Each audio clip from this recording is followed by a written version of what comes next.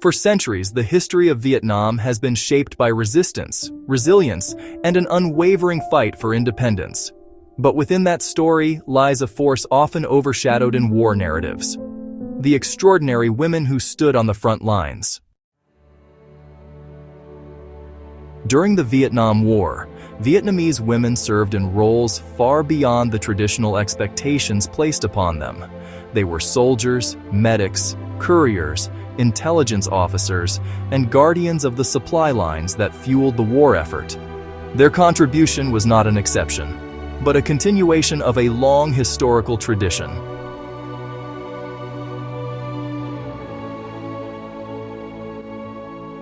Vietnamese history honors powerful women who led the nation through its darkest hours.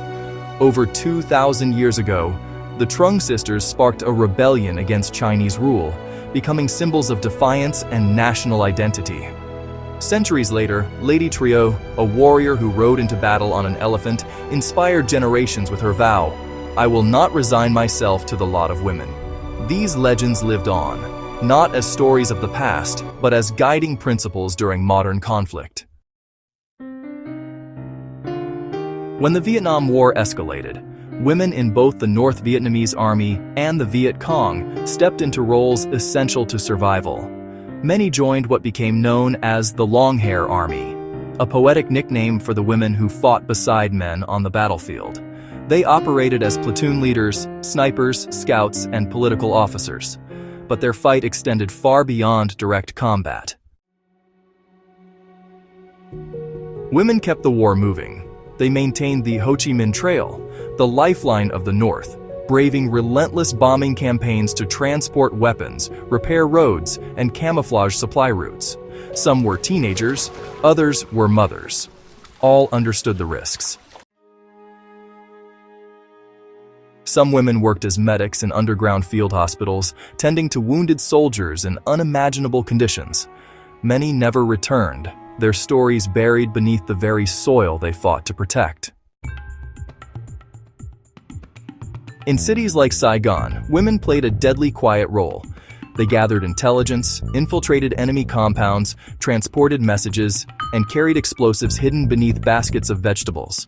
Their ability to move unnoticed made them invaluable and dangerous. One U.S. intelligence officer later described Vietnamese women as the most effective and least suspected operatives of the entire war. As the war deepened, Vietnam became a nation mobilized. With so many men at the front, women took over agriculture, factory work, and logistics. They plowed fields by day and dug trenches at night. Entire female youth brigades, thousands strong, were formed to support military operations. But with heroism came loss. Many women died, and many more carried the emotional scars of war for the rest of their lives. Their sacrifices were often quiet, unrecognized, and deeply personal. Even today, memorial records across Vietnam reveal the widespread presence of women who gave everything for their country. The story of Vietnamese women in the Vietnam War is not a footnote. It is a central chapter in the nation's struggle. They were fighters, protectors, strategists, and symbols of endurance. Their courage shaped the war and shaped the nation that emerged from it.